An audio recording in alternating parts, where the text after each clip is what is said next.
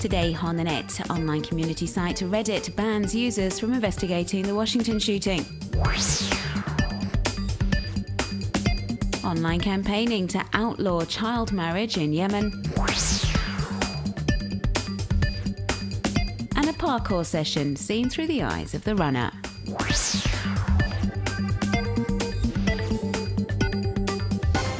Within hours of Monday's shooting rampage at a US Navy complex in Washington, web users from online community Reddit began their own investigation, collecting clues and trying to identify the gunman or men involved.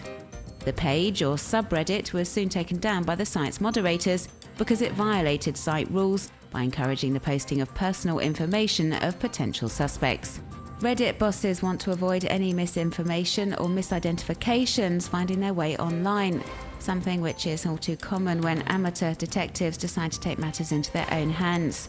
After the double bomb explosion during the Boston Marathon back in April, Redditors scrutinized pictures of the attack, searching for anyone who looked suspicious and who they thought could be responsible for the bombing before posting the names of these people online.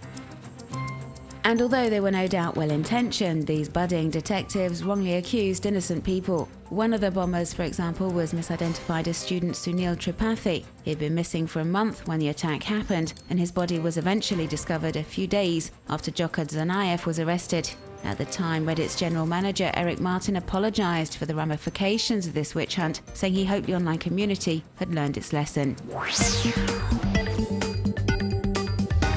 8-year-old Rawan from Yemen reportedly died last week after being raped by her 40-year-old husband on their wedding night.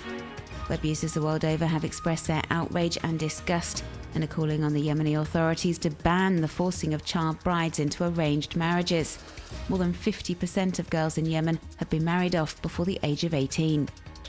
Hundreds of people, including some well-known faces, have taken to Twitter over the past few days to pay their respects to the little girl and slam the Yemeni authorities for allowing girls to be forced into arranged marriages. Web users are urging the government to outlaw this barbaric custom as soon as possible.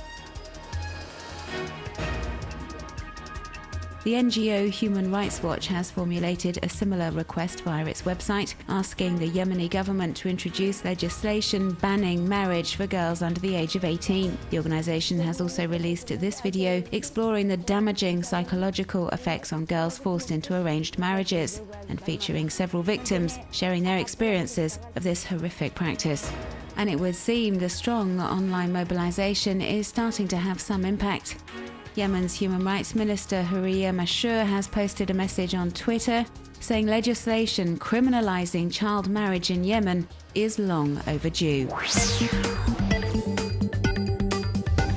England rugby star Manu Tuilagi is enjoying great online popularity in the UK after doing bunny ears behind David Cameron, as he and his fellow teammates posed alongside the British Prime Minister for an official photo at 10 Downing Street. His somewhat childish prank has certainly tickled Twitter users, but Tuilagi did apologise to David Cameron, who in turn was a great sport, sending back a tweet saying there was no need to apologise and he knew it was just a bit of fun.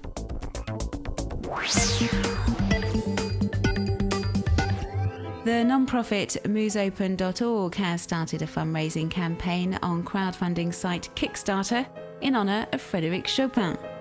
The aim is to raise $75,000, which will be used to pay an orchestra to record the Polish composer's entire works, every single one, and make them freely available to the public for downloading.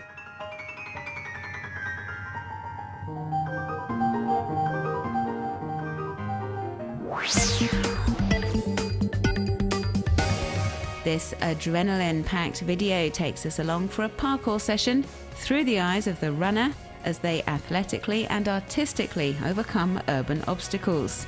It's pretty impressive stuff indeed, and will no doubt prove hugely popular with parkour enthusiasts and thrill seekers everywhere.